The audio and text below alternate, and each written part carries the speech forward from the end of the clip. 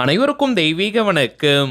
நான் உங்கள் Karthik. Welcome to divine truth YouTube channel. இன்னைக்கு நம்ம பார்க்க போறது இன்றைய தினம் செப்டம்பர் மாதம் 7ஆம் தேதி சனிக்கிழமை விநாயகர் சதுர்த்தி.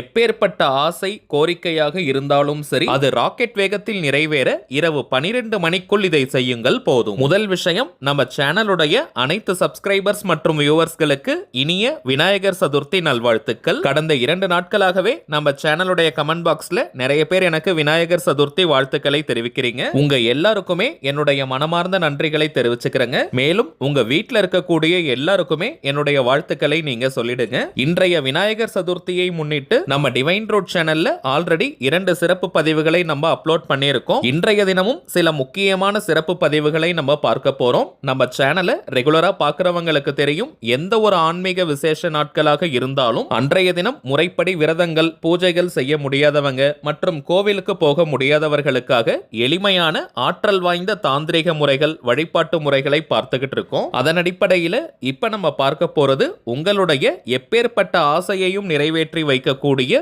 மிக மிக எளிமையான அதீத சக்தி வாய்ந்த ஒரு தாந்திரிக முறை. விநாயகர் சதுர்த்தியை முன்னிட்டு ஆல்ரெடி நம்ம அப்லோட் பண்ணியிருக்க அந்த பதிவை பார்க்காதவங்களுக்காக இந்த வீடியோவோட என் கார்டுல மற்றும் ஐ பட்டன்ல நான் லிங்க் கொடுக்கறேங்க. மேலும் நம்ம டிவைன் ட்ரூத் சேனலுடைய லேட்டஸ்ட் வீடியோஸை நீங்க செக் பண்ணி பார்த்தீங்கனாலே அந்த பதிவுகள் அவைலபிளாக இருக்கும். தேவைப்படுறவங்க கட்டாயமா நீங்க செக் பண்ணி பாருங்க. சரிங்க, இப்ப நம்ம பார்க்க போகும் இந்த ஆற்றல் மிக்க தாந்திரிகத்தை எப்படி எந்த நேரத்தில் செய்யணும்ன்றத இந்த வீடியோல டீடைல்டா நம்ம தெரிஞ்சுக்கலாம். அதற்கு முன்னாடி நம்ம சேனலை இப்பதான் நீங்க ஃபர்ஸ்ட் டைம் பாக்குறீங்கன்னா மறக்காம சப்ஸ்கிரைப் பண்ணிக்கோங்க. பக்கத்துல இருக்க பெல் ஐகானையும் பிரஸ் பண்ணிக்கோங்க. அப்பதான் அப்லோட் பண்ற எல்லா பயனுள்ள தகவல்களும் உடனடியா உங்களுக்கு நோட்டிபிகேஷன்ல வரும். முதலாவதாக இன்றைய சதுர்த்தி திதி நேரத்தை ஃபர்ஸ்ட் நம்ம கிளியரா தெரிஞ்சுக்கலாம். வாக்கிய பஞ்சாங்கத்தின்படி நேற்றைய தினம் செப்டம்பர் 6ஆம் தேதி வெள்ளிக்கிழமை மதியம் 1:48 சதுர்த்தி திதி ஆரம்பமானதுங்க. இன்றைய தினம் செப்டம்பர் 7ஆம் தேதி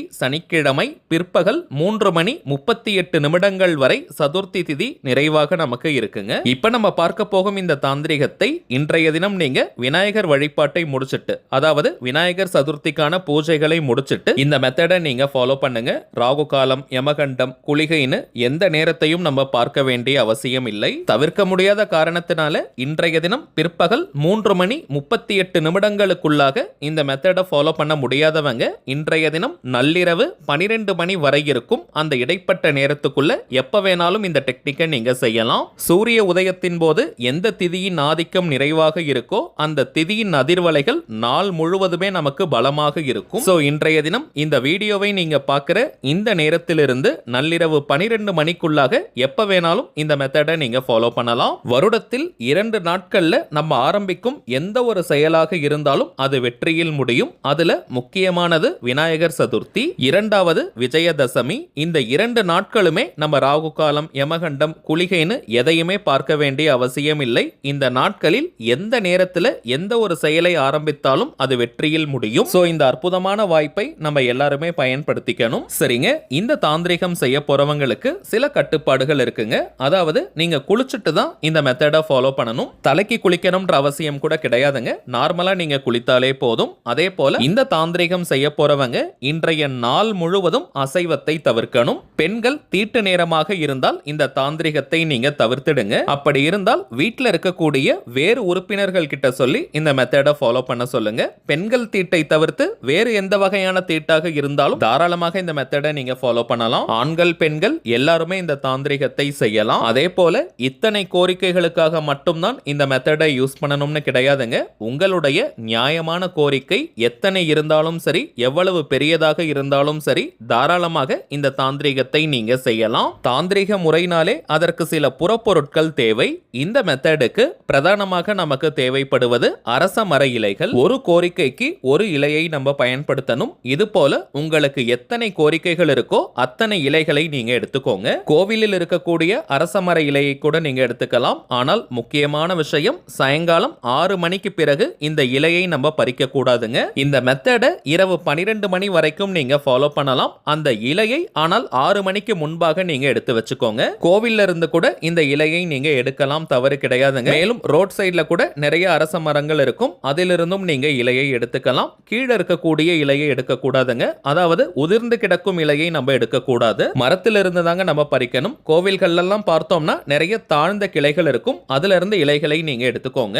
எடுத்த இலைகளை வீட்டுக்கு வந்தவுடன் நல்லா வாஷ் பண்ணிடுங்க. ஈரம் காய்ந்ததற்கு பிறகு உங்களுடைய கோரிக்கையை ஒரு வார்த்தை அல்லது மேக்சிமம் 3 வார்த்தைக்குள்ள நீங்க எழுதுங்க. நம்ம நிறைய பதிவுகள்ல பார்த்திருக்கோம், அரச மர இலை மற்றும் பிரியாணி இலை இந்த இரண்டிற்குமே வசிய சக்தியும் தெய்வீக தன்மையும் அதிகம். அதிலும் அரச மர இலையை பொறுத்த வரைக்கும் விநாயக பெருமானுக்கு மிகவுமே உகந்தது. நிறைய அரச மரத்து அடியில பார்த்தோம்னா விநாயகருடைய சிலைகள் இருக்கும். சோ இந்த தாந்திரிகத்திற்கு பிரியாணி இலை அதாவது பிரிஞ்ச இலையை நம்ம யூஸ் பண்ண கூடாதுங்க. அரச மர இலையை மட்டும் தான் நம்ம பயன்படுத்தணும். இந்த இலைகள் கிடைக்காதவங்க இந்த மெத்தடை நீங்க ஃபாலோ பண்ண முடியாதுங்க. அதற்காக நீங்க கவலைப்பட வேண்டாம். நம்ம சேனல்ல ஆல்ரெடி 2 பதிவுகள் இருக்குங்க. இன்னும் சில பதிவுகளையும் நம்ம அப்லோட் பண்ண போறோம். உங்களுக்கு எது கன்வீனியன்ட்டா இருக்கோ அந்த மெத்தட்ஸை மட்டும் நீங்க யூஸ் பண்ணாலே போதும். வாய்ப்பு இருக்கிறவங்க எல்லா டெக்னிக்ஸையும் நீங்க யூஸ் பண்ணிக்கலாம். ஏன்னா ஒரு நாள் மட்டுமே செய்யக்கூடிய தாந்திரிகங்கள் இவை. சரிங்க, இப்ப இலையை நீங்க வாஷ் பண்ணிட்டு கழுவிட்டு கொஞ்சம் காய வச்சிருங்க. அதாவது அந்த ஈரம் போனதற்கு பிறகு